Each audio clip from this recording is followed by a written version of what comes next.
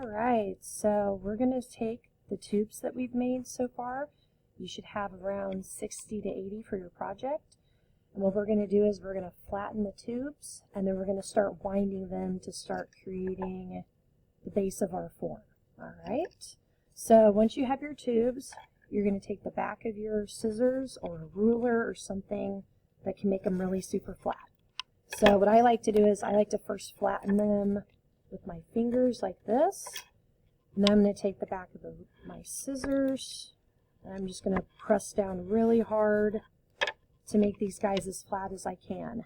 And then I usually kind of crinkle them up, kind of going over my thumb, as you see right here, to make sure that they can bend and curl really nicely. So I've got one. Now I'm going to have another one. So I'm only going to do this to a couple of them for the video's sake, because you're going to be doing this a lot. There's a lot of repetition with this project. So I've got this one nice and flat. I'm going to curl it. And I'm going to do one more. And flattening them is key, so as you wrap them around, you don't have a lot of gaps because you want your form, as you're constructing it, to be really nice and tight. Okay, so here we go. The first thing you're going to do is we want to make like this little coil right here. So this part needs to be extremely tight, okay? So it doesn't really matter how you start. You can start on the table, you can hold it up to you, but since this is the video and I want you to see, I'm just going as tight as I can, trying to push them together. I'm just rolling it. And then you can kind of hold the outside parts of it like this. And I'm just, as I'm rolling, I'm pushing and squeezing with my non-dominant hand to make sure it's really nice and tight. So as you're rolling around, I'm taking this and kind of pulling back on the coil to make sure it's nice and tight. So again, you're not trying to go super fast. We don't want to turbo it out here. You just want to wrap around until we get a really, really nice coil. Okay? So now the part that I want you to do, it's just a little tricky until you get used to it, is see how this end is kind of open? We're going to take another flat tube and we're going to tuck it inside of it on either side, whichever you can get. About a 1/2 of an inch. You don't have to go in too far. And then you're going to take some tape. You're going to tape it down. Now here's the trick with the tape. The tape how it is right now is way too wide. Okay? So you're going to take the tape.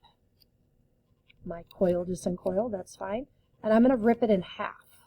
It's really easy to do. So I've got 2 halves of my tape here. So I'm going to put those down on the edge of my table. And oh no, my coil undid itself. No big deal. Since I did it really nice and tight, I'm just going to coil it back up. Just make sure it's nice and tight.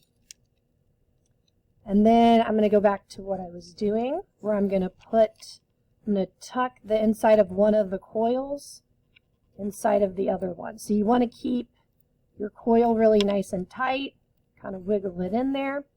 And then you want to put some tape down. Otherwise, when you start pulling, it's going to pull it apart. Okay?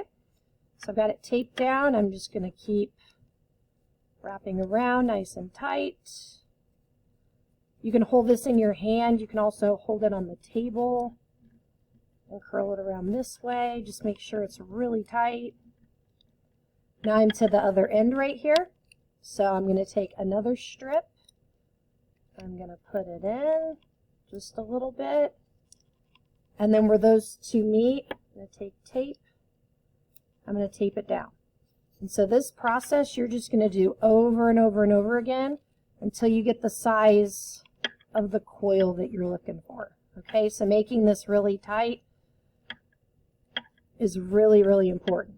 Okay, since I only flattened a couple of my tubes, this is where you'd want to take some tape and tape this down just to make sure it doesn't uncoil. So I'm going to just take a little bit of tape and I'm just going to tape it kind of like this so it stays put.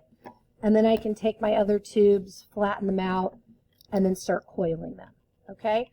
So the minimum size for your coil for you to start kind of raising it up, is going to be 6 inches. So we're at about almost 1.5 inches, and that's with 3 coils. So it goes rather quickly. So the bigger that you get, the more difficult it gets to make it, or to keep it tight. So this disc right here is about at 5 inches.